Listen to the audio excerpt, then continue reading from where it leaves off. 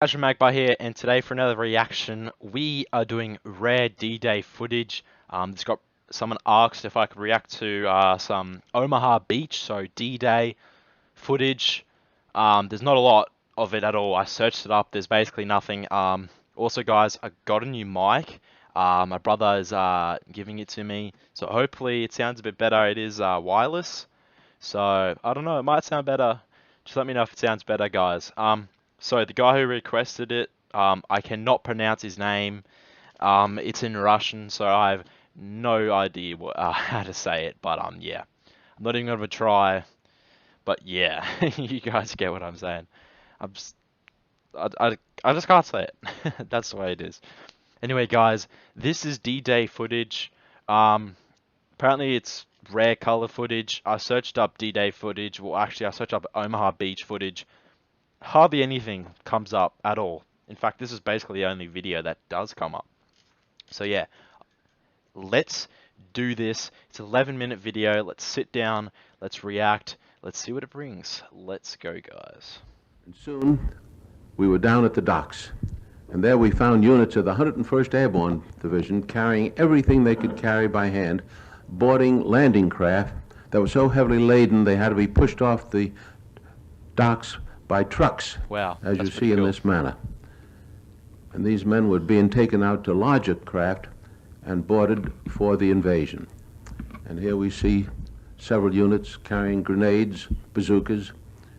They didn't have an opportunity to load this aboard jeeps that were not fully available at this particular moment. We were aboard a fleet of LCIs, and here shown with the commander of the invasion group in the center, and the captain on the right, rather the captain of our ship, Lieutenant Patton, was in command of the LCI number 5, and we found out that he participated in several invasions in the Mediterranean area, and we felt rather confident that he knew what he was doing. But we stayed aboard this ship for almost 5 days. This is the commander of the squadron. Now, judging by what he's saying there and the footage, I'm guessing these guys are the camera sort of guys. They take footage of everything going on and stuff like that, so people get an idea and they can go back through it and stuff like that. I remember Lieutenant Patton's name well because we were with him for so long. Wes Haynes was trying to get ready for the trip into Paris. I think he was premature. And these are units of the 101st Airborne Division aboard our landing craft, amusing themselves. And I don't have to tell you who this man is imitating. He was a Notre Dame football player at one time, and I was told later on that he was killed in the action. Of course, every ship had a mascot, and ours was no different, but the boys provided for their mascot's welfare with the making of a life preserver, just like the ones that they wore themselves. That's pretty cute. And then one afternoon, Lieutenant Patton briefed the crew and told them that we would be sailing that afternoon. And they let out a cheer because this is the job they were waiting for. They wanted to get it done and go home. And here we see the LCI number 4 with the commander moving out into the channel. And this was a tremendous sight to see ships from one end of the horizon to the other. Ships of all kinds. They tell me there was well over 1,000 ships. But even so, we thought this was just another exercise. As we continued on, we felt that we'd be turned around, go back and try again another day. But when we continued on into the night, we knew it was the real thing. At one time, we had a bit of a scare. They said there was a submarine in the area, and one of the DE boats threw some bombs into the channel. And they exploded, but we never saw any attack at all. Here are some scenes actually taken close to the beach, where the ships made a right-angle turn and headed for the area where we were to land.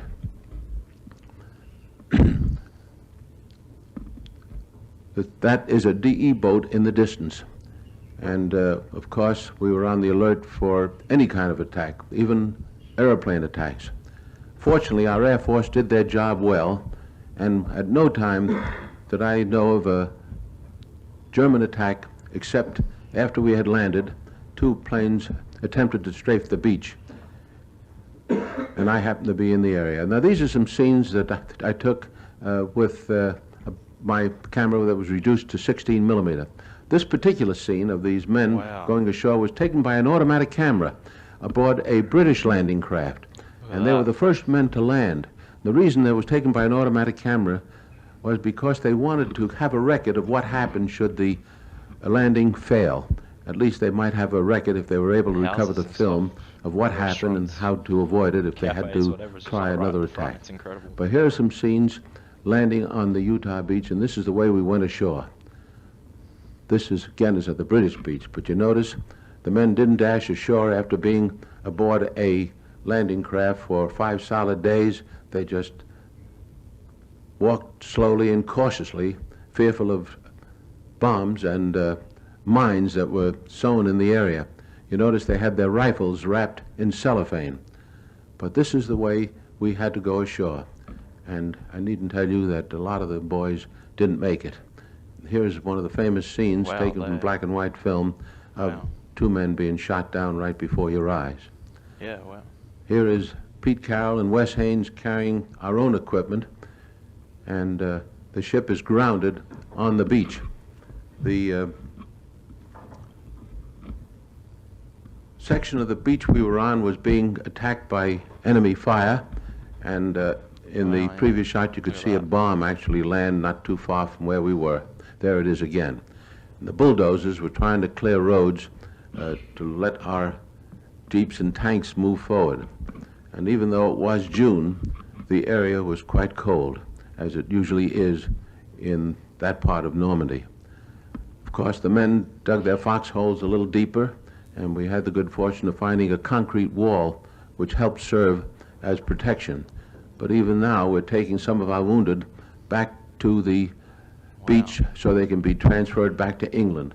But when the tide went out, the ships could not come in close, or those that went aground had to wait for high tide to be refloated if they weren't hit.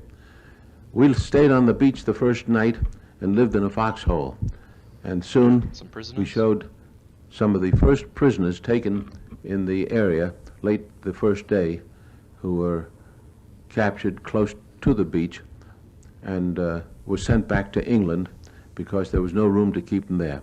This is our first command post, where General Collins on the left is talking to some of his officers, and we were able to get some of the first hot food at this place, and I didn't realize how hungry I was until I saw these pictures. There's Larry LeSueur again, and Bob Landry on the right. Bob Landry was covering the war for Time and Life. And although it kept me very busy for 8 solid days, I used up all the film I had and decided to go back to France to get some more and probably to get a bath. I hadn't had my clothes off during that entire time. And my landing at England took place at a place near Bournemouth. It almost looks like the cliffs of Dover that everyone is familiar with. But it was a beautiful sight to see the coast of England and know that I could get some rest after a while. But didn't realize it at that time that the buzz bombs would start coming over, and here we see some of them flying over the English coastline. And these buzz bombs were a terror weapon. They didn't know where they would land, but the British were quick to set up machine guns and anti-aircraft fire to knock them out of the sky, and they managed to shoot down quite a few. They even sent planes up into the sky to knock them out of the air. And of course, sometimes they did get through, and where they fell, they caused considerable damage. Great aim, Mike. It's incredible. But you must have missed that pretty good shooting. There's one actually coming down, and it landed in the London area, and wherever they landed, they caused considerable damage. My second crossing of the Channel was made on an LST, and this time with units of the 3rd Armored Division that was sorely needed because they were bringing over more tanks and vehicles to carry us in the direction of Cherbourg, because we needed a port badly. The LST was manned by a British crew. That's the captain in the British uniform. But we were in a long convoy of many of them, everyone loaded to the gills with equipment that was sorely needed. But here you'll get an idea of what the beach looked like, and these ships are actually waiting for the tide to recede. So basically, some what that footage I can so far, and there's not long left, but from the footage that there is there, there's not a lot of action sort of stuff. But that kind of, it makes sense. From every D-Day movie and every veteran, what they've said is like, it was, they landed and it was just straight gunfire. Like you can't really have someone, wielding around with a camera and stuff like that. So there's obviously not going to be much footage of actual combat and actually Omaha Beach and stuff like that. But obviously there is some footage. Obviously from this video there is some sort of footage. But yeah, there's obviously not going to be too much action footage from the D-Day landings and stuff like that. I wish there was, but yeah, there's not much really around. Or there probably is, but YouTube probably takes it down because gory and all that sort of stuff. But yeah, let's continue. So they could send their equipment ashore without going through deep water. On D-Day, they had to go through the deep water. And at this particular moment, they're waiting for the ramps to be rebuilt after a severe storm so they could go ashore without damage. Now, you can see the problems they had on D-Day because when the landing craft hit the sandbars, the men started wading ashore and found deeper water ahead, and those that had their life preservers too low around their waist turned turtle, and many were drowned. Wow. But these are units of the Third Army heading in, crossing the deep spot just ahead of them, and headed toward Cherbourg itself.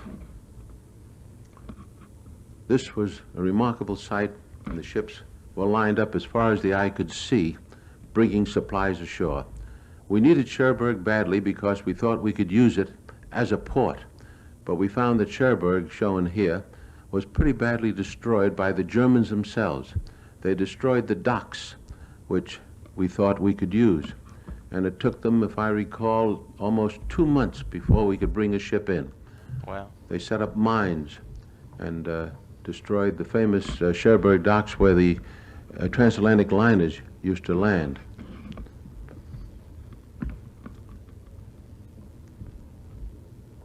They not only destroyed the docks, but also the inland bridges that crossed the rivers that entered the Cherbourg area, the canals.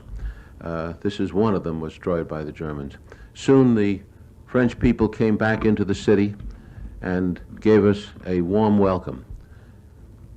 And soon we found the prisoners, and I think they took something like 16 or 18,000 men out of the Cherbourg area, and they're still holding their personal belongings, marching toward the beaches because they had to be transported to England and some eventually to the States to be held in prisoner of war camps. And even at this time, those that could talk to us or would talk to us said we'd be pushed back into the channel in less than a week.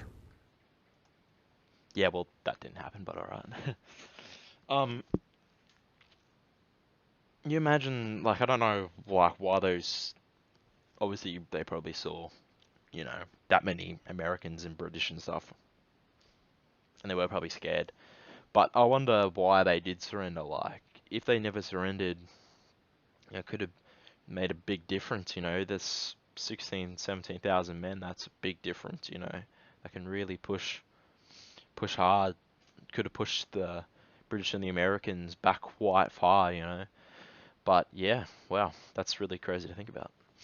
But yeah, I hope you guys enjoyed this video. Obviously, like I said, there's not much footage around. Like, it's pretty hard. Like on YouTube, there's only a certain amount of videos, and some videos will come up and they'll go down. It's very hard to find World War II footage. Obviously, it probably goes against YouTube's guidelines and stuff. Some of it. depending on obviously the video itself. But yeah, I really really enjoyed that. I love this sort of stuff. It's really really interesting. And having a narrator on there, man, that was really really good as well. Because you kind of sit back and he talked, told everything what was going on. It was really really good. But yeah, hope you guys enjoyed the video and hope you guys enjoyed the mic. Hopefully it's better quality than my other A10 Astros. So, you know, budget.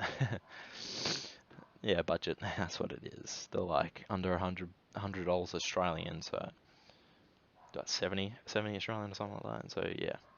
Anyway, this has been Casual Magpie. Don't forget to like, share, subscribe, and comment down if you want me to react to any music or any albums or anything else now. And yeah, peace, guys.